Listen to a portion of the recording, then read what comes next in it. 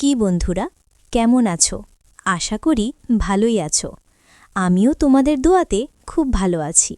বন্ধুরা, আজকে আমি তোমাদের কাছে আমার হৃদয়ে জুড়ানো ব্যথা ভরা একটি সুন্দর গল্প উপভোগ করাতে চলেছি, যেটা আমার জীবনের গল্প। গল্পটা শুনলেই তোমাদের মন, প্রাণ, হৃদয় শীতল হয়ে যাবে। তাই বন্ধুরা, আমার এই গল্পটি শোনার আগে তোমাদের কাছে আমার একটাই অনুরোধ, অবশ্যই একটা সাবস্ক্রাইব দেবে, একটা লাইক দেবে, আর শেয়ার করে আশেপাশে তোমাদের বন্ধুদের দেখার সুযোগ করে দিও। তাহলে বন্ধুরা, আর কথা না বাড়িয়ে চলে যাই মূল গল্পে। আমার বাবা ছিল একজন কৃষক, অতি দরিদ্র একজন মানুষ। দিন আনে দিন খেত। ভালো করে মাথা গোজার ঠাঁইও ছিল না আমাদের। খুবই কষ্টে জীবনযাপন করতাম আমরা। এক কথায় নুন আনতে পান্তা পোড়াই। বাবা একবেলা খেত, আর একবেলা অনাহারে থাকত। এভাবেই আমাদের সংসারটা টেনে টুনে চলত। খুবই কষ্টের জীবন ছিল আমাদের। এভাবে অনেক বছর কেটে গেল। আমার বয়স তখন মাত্র 5 বছর। হঠাৎ একদিন বাবা শহরে কাজের জন্য রওনা হল। বাবা আমাকে বলল, দেখ মা, এখানে কাজ করে এভাবে সংসার চালানো যাচ্ছে না, তাই আমি একটু দূরে গিয়ে কাজ করি। আমি তখন বললাম, বাবা, তুমি যদি বাড়ি থেকে চলে যাও তাহলে আমি তো বাড়ি একা হয়ে যাব। আমাকে কে দেখবে? কে আমার ভাগ নেবে? রাতে এত বড় বাড়িতে একা একা থাকা খুব কষ্টকর হয়ে যাবে। আমার খুব ভয় লাগবে। বাবা তখন বলল, দেখ মা, গরিব ঘরে জন্মেছিস, এতটুকু কষ্ট তো করতেই হবে। আমি তোর জন্যই শহরে কাজে যাচ্ছি। তুই বড় হবি, তোর বিয়ে দেব ভালো করে, ধুমধাম করে, তাই কিছু তো টাকাও জমাতে হবে আমাকে। তুই চিন্তা করিস না, যেভাবেই হোক উপরওয়ালা আছে, তার ওপর ভরসা করে বাড়িতে থাকবি, কোনো ভয় নেই। বাবা একথা বলে শহরের দিকে রওনা হল। যত দূর বাবা যায়, আমি দূর থেকে দেখতে পাচ্ছি বাবা শুধু পিছন ফিরে তাকিয়ে আছে। বারবার তাকায় আর আমাকে দেখে। একসময় বাবাকে আর দেখা যায় না। আমার চোখ দিয়ে তখন অশ্রু ঝরছে। ভাবছি, আমি কি করে একা একা থাকব? যত কষ্টই হোক আমাকে রাত দিন একাই থাকতে হবে, কারণ বাবা আমার বিয়ের জন্য উপার্জন করতে গেছে, আমার সংসারের জন্য কাজ করতে গেছে, তাই আমি আর টেনশন করব না। তারপর বন্ধুরা, সকাল গড়িয়ে বিকেল হল, বিকেল গড়িয়ে সন্ধ্যা। যত রাত হয় ততই আমার খুব ভয় লাগে। এত বড় বাড়িতে আমি একা। আশেপাশের পাড়া প্রতিবেশীরা আমার বাড়ি থেকে বেশ দূরে দূরে। এভাবেই কয়েকটা বছর কেটে গেল। বাবা শুধু বাড়িতে পিয়নের মাধ্যমে টাকা পোস্ট করত। আমার বয়স তখন 13-14 বছর। আমি সাবালিকা হয়ে উঠেছি। বন্ধুরা, আমি বাড়ি থেকে বের হতে পারি না, কারণ কথায় আছে না, গোবরেও পদ্ম ফুল ফোটে। আমার এত সুন্দর রূপ, এত সুন্দর চেহারা উপরওয়ালা আল্লাহ আমাকে দিয়েছেন, এই জন্য আমি রাস্তায় বের হতে পারি না। রাস্তায় বের হলে মানুষ যেন আমার দিকে হাঁ করে তাকিয়ে থাকে। আমি তো বড় হয়ে গেছি, তাই সব বুঝতে পারি। হঠাৎ একদিন খবর এলো। পিয়ন আঙ্কেল বলল, কই রে তামান্না, তোর বাবা আসছে। আমি তো খুশিতে আত্মহারা। এত বছর পর বাবা আসছে বাড়িতে, আমার যে কি খুশি লাগছে আমি নিজেও কল্পনা করতে পারছি না। আমার যখন 5 বছর বয়স, তখন আমাকে রেখে বাবা শহরে গেছে। এখন আমার বয়স 13-14 বছর। বাবা এত বছর পরে বাড়িতে আসছে, আমার যে কি আনন্দ লাগছে বন্ধুরা, তোমাদের বলে বোঝাতে পারবো না। বাবার আসার কথা শুনে আমি রাস্তার দিকে চেয়ে আছি। অনেক দূর থেকে দেখা যাচ্ছে বাবা আসছে। আমি এক পলকে তাকিয়ে আছি। হঠাৎ কাছে আসতেই দেখি বাবার সঙ্গে একটা সুন্দরী নারী। আমি বাবাকে বললাম, বাবা, এই মহিলাটাকে? বাবা বলল, দেখ তামান্না, আগে বাড়ির মধ্যে চল, তারপরে সব খুলে বলছি। আমি বাবাকে বাড়ির মধ্যে নিয়ে আসলাম। পিছনে পিছনে ওই মহিলাটাও আসছে। বাবা বাড়ির মধ্যে এসেই ঘরের মধ্যে প্রবেশ করল। আমি আবার বললাম, বাবা, ওই মহিলাটাকে? সে আমাকে বলল, তামান্না, ওসব কথা বাদ দে, তুই অনেক বড় হয়েছিস, দেখতেও সুন্দর হয়েছিস। কি সুন্দর লাগছে রে তামান্না তোকে। আমার মেয়ে যদি কোনো রাজপুত্রের সঙ্গে বিয়ে হয়, আমার মনটা ভরে যাবে। আমি বললাম, বাবা, ওসব কথা বাদ দাও, তুমি আগে বলো উনি কে। তখন বাবা বলল, ওটা তোর মা। আমি বললাম, কি? তুমি আবার বিয়ে করেছ? বাবা বলল, হ্যাঁ রে মা, কি করব? আমি যখন বাড়ি থেকে চলে গেলাম তার 6 মাস পরেই আমি খুব অসুস্থ হয়ে পড়লাম। আমার ডেঙ্গু জ্বর হয়। এত অসুস্থ হয়ে পড়েছিলাম যে আমাকে দেখার মতো ওখানে কেউ ছিল না। তাই ওই মেয়েটা ওখানেই পাশের বাড়িতে কাজ করত, যেখানে আমি ভাড়া থাকতাম। তার সামনাসামনি সেও ভাড়া থাকত। আমার প্রচণ্ড জ্বর, মনে হচ্ছিল জীবনটা শেষ হয়ে যাচ্ছে। হঠাৎ করেই এই মেয়েটা আমাকে হেল্প করতে আসে। সে এসে বলল, আপনার কি হয়েছে? আমি বললাম, আমার খুব জ্বর। আমি গ্রাম থেকে শহরে এসেছি কাজের জন্য। এখানে তো আমাকে দেখার মতো কেউ নেই। বাড়িতে আমার একটা সাবালিকা মেয়ে আছে, আমি তার জন্য হাড়ভাঙা পরিশ্রম করছি। ও বলল, বুঝতে পারছি, সমস্যা নেই, আপনার অনেক জ্বর। ঠিক আছে, আমি জলপট্টি করে দিচ্ছি। সে আমাকে জলপট্টি করল। অনেক কষ্টের পর অবশেষে আমাকে সুস্থ করে তুলল। আমি সুস্থ হওয়ার পর আবার কাজে যেতে লাগলাম। মাঝে মাঝে হাঁটার দেখা হতো ওই মেয়েটার সঙ্গে। দেখতে দেখতে এমন পরিচিত হয়ে গেলাম যে তার গল্পগুলো শুনে আমি তাকে বিয়ে করে নিয়ে আসলাম। বাবা বলল, কেন তামান্না, তোর মাকে কি তোর পছন্দ হয় নাই? আমি বললাম, না বাবা, আমি সেটা বলছি না। তাই আমি বারবার জিজ্ঞেস করছিলাম, ওই মেয়েটা কে বা মহিলাটা কে? তুমি কিছু মনে করো না বাবা, কারণ সংসার দিবে তো, আমার একটা মা লাগবেই। আমি তো এতিম। আমি যখন ছোট, মাত্র 5 বছর বয়স, তখন মা মারা যায়। তুমি তো জানোই বাবা, আমি কত কষ্টের মধ্যে মানুষ হয়েছি। সৎ মা হলেও সে আমাকে এত আদর করতে লাগলো, এত ভালোবাসতে লাগলো, যা আমি কোনো দিন জন্মের পর পাইনি। সুখে শান্তিতে জীবনযাপন করতে লাগলাম। ঠিক 2-3 বছর পর হঠাৎ করে একটা ছেলে এসে আমাদের বাড়ি উপস্থিত হল। ছেলেটা দেখতে এত হ্যান্ডসাম, মনে হচ্ছিল সবসময় তার দিকেই তাকিয়ে থাকি। অবাক চোখে তাকিয়ে আছি, কারণ আমার জন্মের পরে আমি তো রাস্তাঘাটে বের হই নাই, এরকম হ্যান্ডসাম ছেলেও দেখি নাই এত সুন্দর চেহারা। যে কোনো মেয়ে দেখলেই যেন তার প্রেমে পড়ে যাবে। আমি জিজ্ঞাসা করে তার মুখের দিকে যেয়ে থাকলাম। হঠাৎ বাবা আমাকে ওই ঘর থেকে ডেকে বলছে, তামান্না, এদিকে আয়। তখন আমি বাবার কথা শুনে চমকে উঠলাম। আমি যেন অন্য জগতে চলে গিয়েছিলাম। আমি বাবাকে ডেকে বললাম, বাবা, দেখ তো কে এসেছে। বাবা বলল, তুই জিজ্ঞেস কর, কে এসেছে দেখ। তখন আমি আস্তে আস্তে তার দিকে অগ্রসর হলাম। কাছে গিয়ে বললাম, কে তুমি? ছেলেটি তখন বলল, আমি আমার মায়ের কাছে এসেছি। আমি তো শুনে অবাক, কে তোমার মা? হঠাৎ আমার বাড়িতে কেন? ছেলেটি বলল, আমার মা তোমাদের এখানে আছে। রহমান সাহেব তোমার বাবা নাকি? আমি বললাম, হ্যাঁ, রহমান সাহেব আমার বাবা। কেন? তখন ছেলেটা বলল, বর্তমান রহমান সাহেবের স্ত্রী সেই আমার মা। কথা বলতে বলতে বাবা রুম থেকে বের হয়ে আসলো। কে রে মা, কার সঙ্গে কথা বলছিস?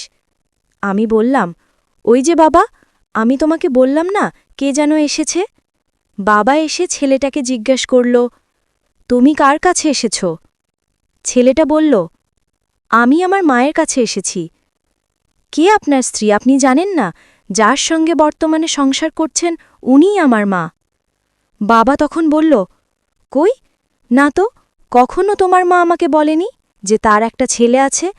তোমার মায়ের সঙ্গে আমার বিয়ে হয়েছে অনেক পরে, পরিচয়ও হয়েছে অনেক পরে, কখনো তো জানায়নি তোমার মা।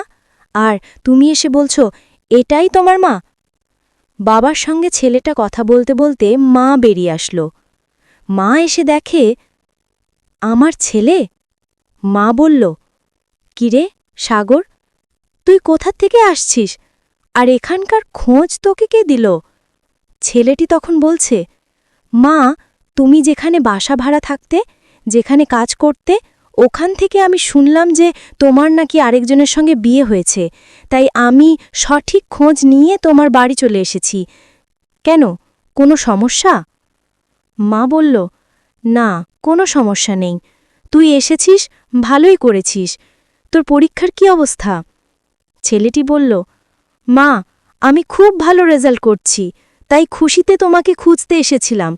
বাড়িতে গিয়ে দেখি তুমি নেই।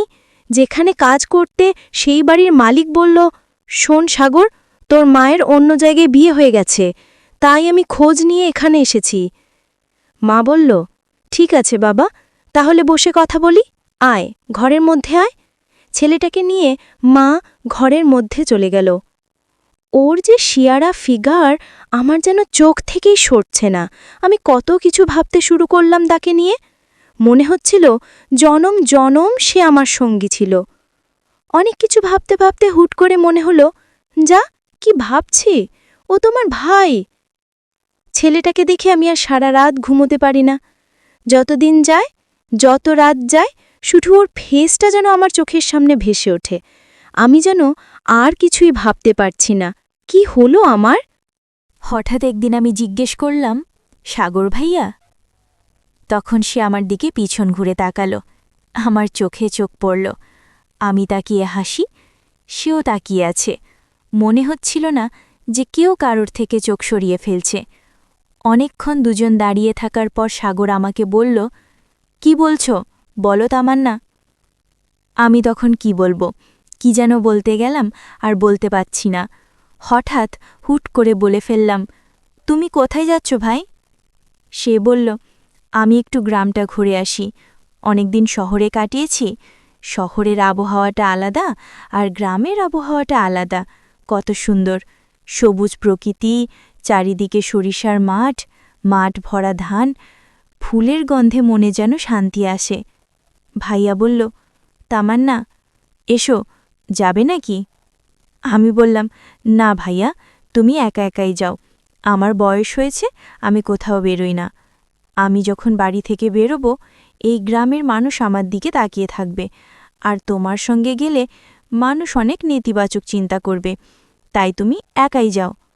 ভাইয়া বলল, ঠিক আছে তামান্না, তুমি থাকো বাড়িতে, আমি একা একাই সব কিছু দেখে আসি। আমি তখন বললাম, ঠিক আছে ভাইয়া, তুমি যাও। আমি বসে বসে চিন্তা করতে লাগলাম, এই সুযোগটা যদি বাবা আমাকে দিত, কি হ্যান্ডসাম ছিলি ওটা, আমি ওর সঙ্গে একটু মাঠঘাট ঘুরে দেখতে পারতাম। আমার সুযোগটা যেন হাতছাড়া হয়ে গেল। আমি তো ভয় করে কোথাও বেরোই না, কারণ আমি একটা হ্যান্ডসাম মেয়ে। থাক, সমস্যা নেই, সে ঘুরে আসুক, তারপরে তার সঙ্গে কিছু কথা বলবো। সারাদিন চলে গেল, সাগর এখনও আসছে না। কেন মনে হচ্ছে যেন ওকে না দেখলে আমার কেমন যেন লাগে। মনটার মধ্যে যেন উতাল পাতাল সৃষ্টি হচ্ছে। আমার তো কখনো এরকম হয়নি, কেন এমন হচ্ছে? অবশেষে সে বাড়িতে ফিরে এলো। বিকেল গড়িয়ে সন্ধ্যা হলো। আসার সঙ্গে সঙ্গে সে আমাকে নাম ধরে ডাকছে, তামান্না, কোথায় তুমি? তুমি তো আমার সঙ্গে বেড়াতে যাওনি। মাঠের প্রাকৃতিক রূপ আর সৌন্দর্য তুমি উপভোগ করতেই পারতে। আমি বললাম, না ভাইয়া, সমস্যা নেই, আমার গ্রাম তো আমি সব কিছু দেখেছি। তুমি শহর থেকে এসেছ, তাই তোমার ভালো লাগছে। আমি দেখতে দেখতে অভ্যস্ত হয়ে গেছি, আমার আর বিশেষ ভালো লাগে না। এটা বলতেই ভাই আমাকে জিজ্ঞেস করল, শোনো, তোমার... আমি বললাম, কি? সে আমার অতি কাছে চলে এলো। আমার শরীরের ভিতরটা দুম করে মুচড়ে যাচ্ছে।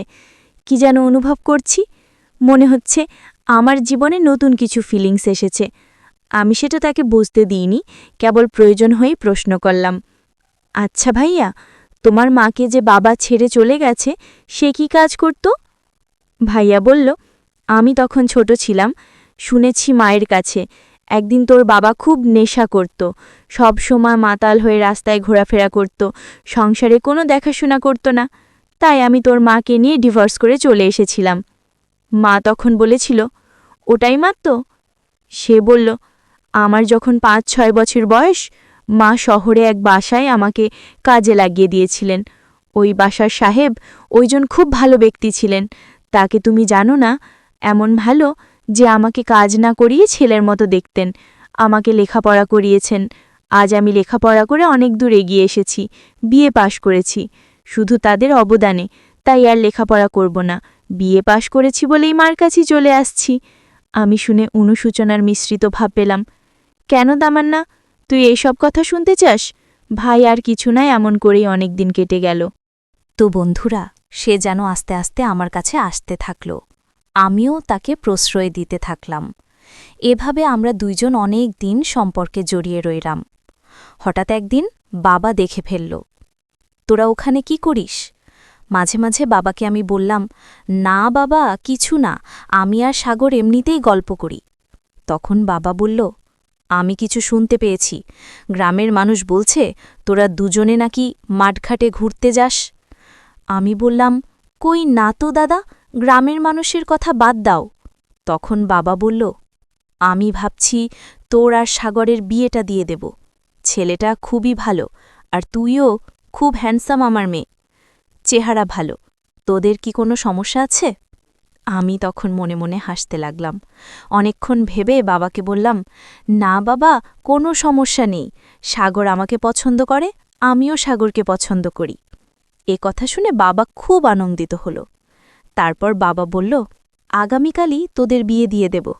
আমি বললাম, তাই হবে বাবা, তোমার যেটা ভালো মনে হয় তুমি সেটাই করো। তারপর আমার সাগরের সঙ্গে বিয়ে হলো। সাগরের সঙ্গে বিয়ে হওয়ায় আমি খুব খুশি ছিলাম। আমি তো মনে মনে সাগরকে নিয়েই কল্পনা করতাম, সাগরকে নিয়েই ভাবতাম। বিয়ের পর খুব সুন্দরভাবে দিনগুলো কাটছিল। হঠাৎ 4 মাস পরে আমি অন্তঃসত্ত্বা হলাম। এভাবে কয়েক মাস পর আমার সন্তান জন্ম নিল। তো বন্ধুরা, এভাবেই আমার সংসার জীবনটা কেটে গেল। গল্পটি আজ এ পর্যন্তই ছিল। তাই তোমাদের যদি গল্পটি শুনে একান্তই ভালো লেগে থাকে, তাহলে চ্যানেলটিকে এখনই সাবস্ক্রাইব করে দাও, ভিডিওটা একটা লাইক দাও, আর শেয়ার করে এই গল্পটা অন্যকে শোনার সুযোগ করে দাও। ফিরছি আগামীকাল আবার নতুন আকর্ষণীয় ভিডিও নিয়ে। ততক্ষণে সবাই ভালো থাকবে, নিজের যত্ন নেবে, এই প্রত্যাশায় বিদায় নিচ্ছি। আল্লাহ হাফেজ।